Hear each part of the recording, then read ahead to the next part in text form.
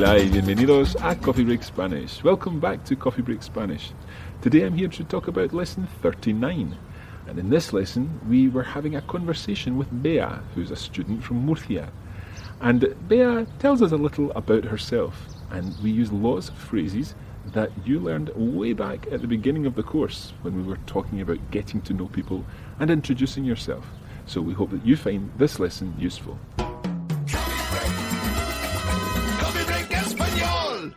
Now, as we've done in previous weeks, we're going to begin by listening to the whole of the conversation that I had with Beatriz, or Bea, in San Pedro del Pinatar, which is just next to Santiago de la Ribera.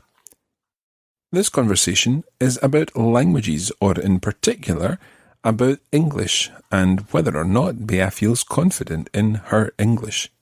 So have a listen to the short conversation and see how much you can understand.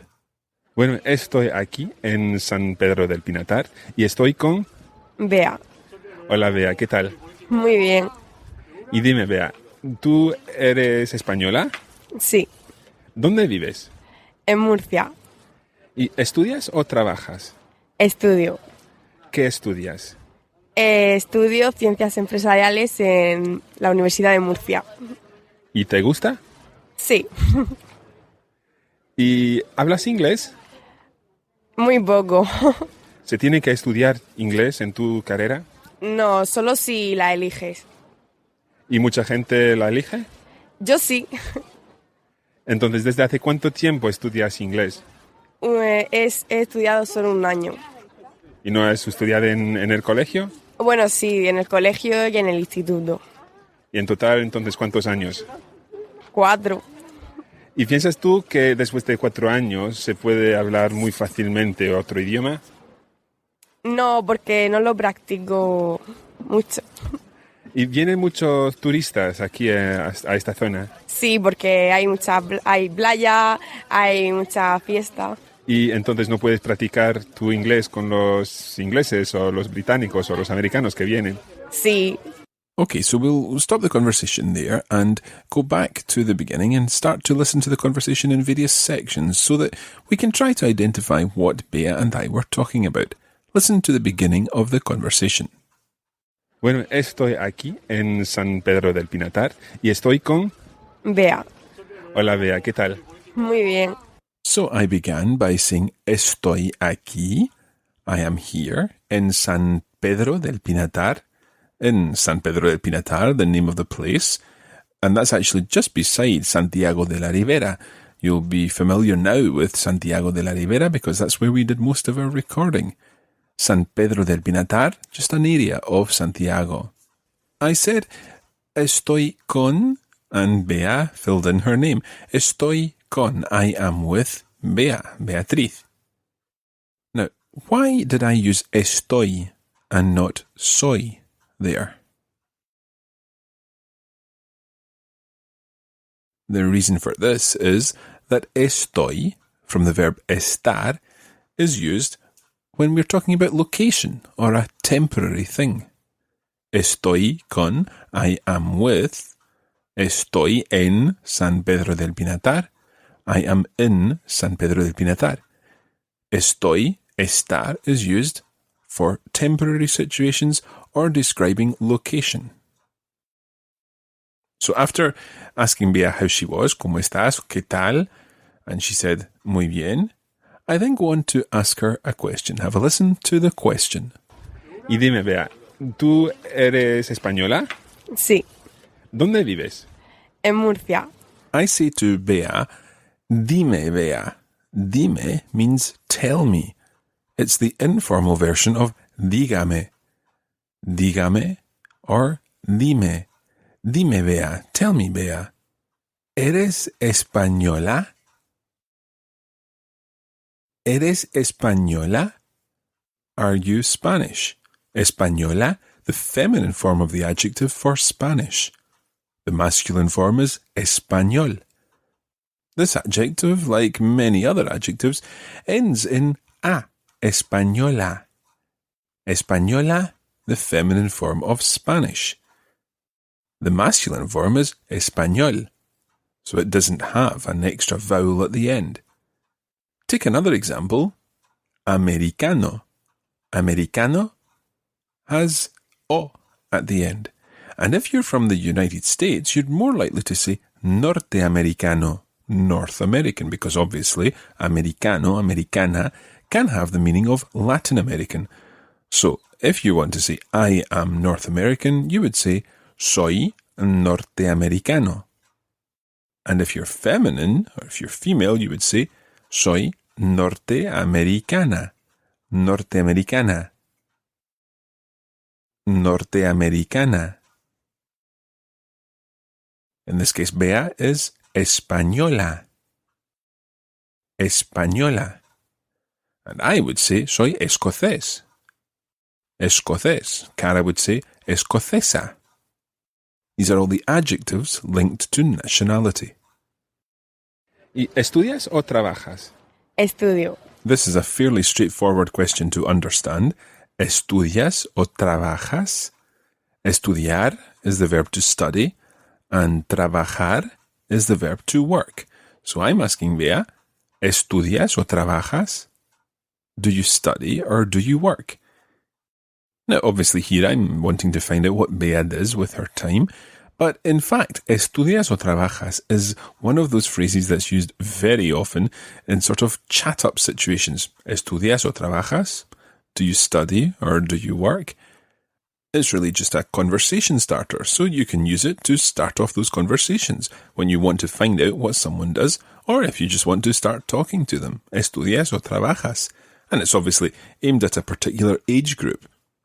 So I go on to ask Bea what she studies. ¿Qué estudias? ¿Qué estudias? Estudio ciencias empresariales en la Universidad de Murcia. Now, Bea does speak quite quickly. Listen again to what she says she studies. Estudio ciencias empresariales en la Universidad de Murcia. Estudio ciencias empresariales en la Universidad de Murcia. So we know that she studies in the Universidad de Murcia, Murcia University. But what does she study? Ciencias. Ciencias. Now you should know that the th sound there is a C. Ciencias. So if you look at the word, or if you imagine the word, ciencias, that would be spelled C-I-E-N-C-I-A-S. Ciencias. Ciencias would be sciences. In Latin America, it would be pronounced ciencias. And in a sense, that's perhaps easier to identify in this particular situation. Ciencias. Ciencias empresariales. Now, you may be familiar with the English word impresario. Impresario is someone who does very well in business, someone who takes risks and achieves things in a business sense. So, empresariales are linked in some way to business. Ciencias empresariales, business science, or marketing and economics and all the business type subjects together. So that's what Bea studies. Ciencias empresariales en la Universidad de Murcia, in Murcia University. Let's go on. ¿Y te gusta? Sí. You shouldn't have too much of a problem understanding my question. ¿Te gusta? Do you like it? Do you like studying ciencias empresariales? And Bea says, sí, she does. I then ask Bea about whether or not she speaks English. Have a listen. ¿Y hablas inglés? Muy poco. ¿Se tiene que estudiar inglés en tu carrera? No, solo si la eliges. ¿Y mucha gente la elige? Yo sí. So I ask Bea, ¿hablas inglés? ¿Hablas inglés? Do you speak English? And she answers, muy poco. Literally, very little. Muy poco. Very little. I go on to ask Bea another question. I say, ¿se tiene que estudiar inglés en tu carrera? Now, there's something that you need to understand here to understand this whole sentence, and that's the word carrera. Carrera is linked to the English word career. Carrera means, in this sense, your university studies, your studying life, your education life.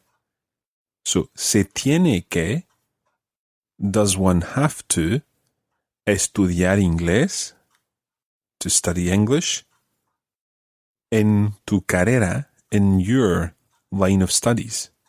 So keeping in mind my question, have a listen to Bea's answer. No, solo si la eliges. So from Bea's first word there, we know that the answer is no, no. She goes on to say, solo si la eliges. Eliges comes from the verb elegir. Elegir ¿Y mucha gente la means elige? literally to elect, to choose. It comes from the same root as the word elect in English. Elegir, to choose. Now, we've got to think a little about this. Si la eliges. Si la eliges means if you choose it. So you only need to study English if you choose it as part of your studies. But why is it la eliges? Si la eliges. Normally, if we're looking at the word for it, it's more likely that it would be lo. Lo and la can both mean it. If, for example, I said, lo veo, that would mean I see it. And it comes before the verb. Lo, it, veo, I see. So if you say lo veo, it means it I see. If we were talking about English, and if I said I speak it, I would say lo hablo. Lo referring to el inglés. Hablo inglés. I speak English. Lo hablo. It I speak. I speak it. But why is it la eliges here? Si la eliges. Well, in fact, Bea is referring to la asignatura, the subject. So because we're talking about choosing subjects at university, in Bea's case, she says, la eliges, it you choose. Only if it you choose, solo si la eliges. And she's talking about the subject, which is la asignatura. Asignatura. La asignatura is a feminine noun, so if you choose it, solo si la eliges. That's quite complicated. Don't worry too much about it. I just thought it would be useful to explain exactly how we come up with la eliges. Solo si la eliges. Only if you choose it. So you don't need to study English unless you choose it to be part of your degree, part of your career, your university studies. My next question is something that we've already come across. I say, desde hace cuánto tiempo? Literally, since how much time ago have you studied English? Or are you studying English? Desde hace cuánto tiempo estudias inglés? In the answer, we'll be looking for a time. See if you can hear a time. It might be a certain number of years. So the word for year is un año. So see if you can hear año in the answer. Entonces, ¿desde hace cuánto tiempo estudias inglés? He estudiado solo un año. So in fact, Bea says, he estudiado solo un año. Un año, 1 year. Solo un año, only 1 year. He estudiado, I have studied, solo un año, only 1 year. ¿Y no es estudiar en el colegio? Bueno, sí, en el colegio y en el instituto. Now, I'm looking for a little more clarification here. I asked the question, ¿y no lo has estudiado en el colegio? El colegio, it sounds a bit like college. Colegio means school. And Bea clarifies this by saying, sí, en el colegio y en el instituto. In Spain, the system is colegio is primary and instituto is secondary or high school. So she studied English both in colegio, la escuela primaria, primary school, y en el instituto. and in secondary school. So just to be clear, I ask her exactly how many years. Y en total, entonces, ¿cuántos años? 4. And hopefully you picked up that Bea has in fact been studying for 4 años en total. 4 years in total.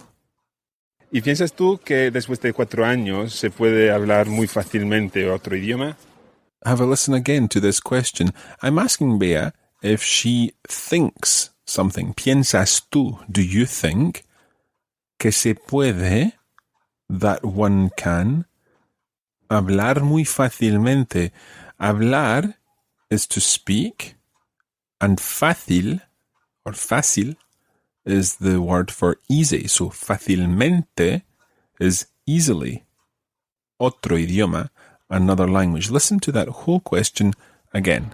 ¿Y piensas tú que después de 4 años se puede hablar muy fácilmente otro idioma? So the question means, do you think that it's possible to speak very easily another language after 4 years? Listen to Bea's response. No, porque no lo practico mucho. In her case, she says, no lo practico mucho. No lo practico. Practicar means to practice, as in to practice a language or to practice a skill. No lo practico mucho. She doesn't think she can speak it well because she doesn't practice it much. No lo practico mucho. So I go on to ask Bea another question about the possibilities of her practicing her English. And I ask a question about los turistas. ¿Y vienen muchos turistas aquí a esta zona? Sí, porque hay playa, hay mucha fiesta. I ask, ¿vienen muchos turistas aquí a esta zona? So, do lots of tourists come to this area? Esta zona, this area. Zona is spelled Z-O-N-A, and it's obviously pronounced zona in Latin America. Vienen muchos turistas aquí a esta zona. One thing I wanted to say about the word turista. Turista ends in a, and therefore you would probably guess that it's a feminine noun. But in fact, you say el turista and la turista. So if you're talking about a tourist, you'd be talking about un turista. And if it's a feminine tourist, a female tourist, una turista. But even the masculine word ends in a or a. Un turista. So Bea answers the question by giving a reason. Sí, porque hay playa, hay mucha fiesta. Hay playa, literally, there is beach, meaning there are lots of beaches. Y hay mucha fiesta, and there are lots of parties. Again, using the singular, there is lots of partying almost. Y entonces no puedes practicar tu inglés con los ingleses o los británicos o los americanos que vienen.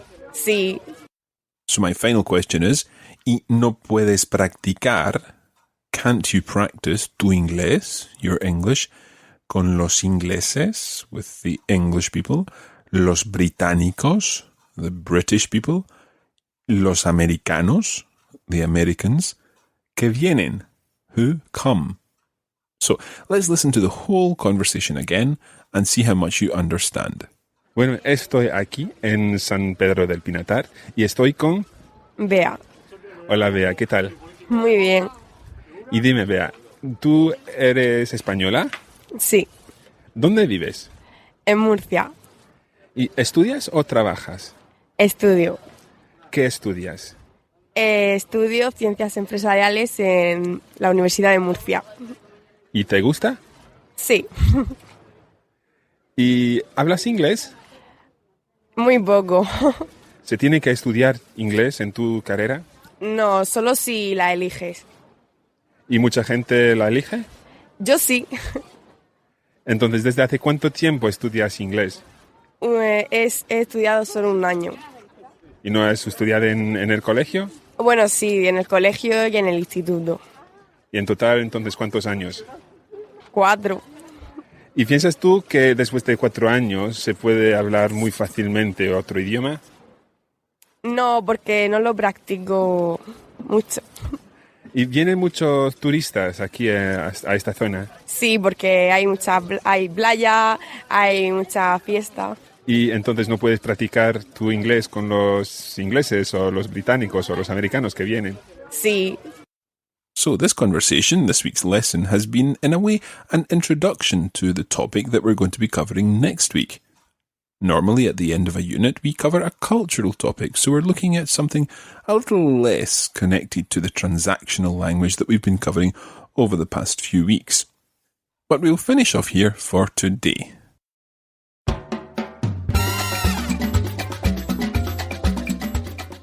And that's where we're going to leave it today for this edition of Coffee Break Spanish. Thanks for joining us, and we hope it's been useful.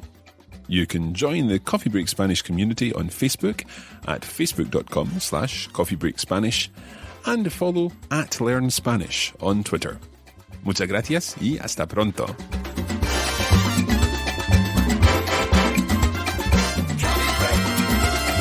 Coffee Break Español. This is a production of the Radiolingua Network. Find out more at radiolingua.com.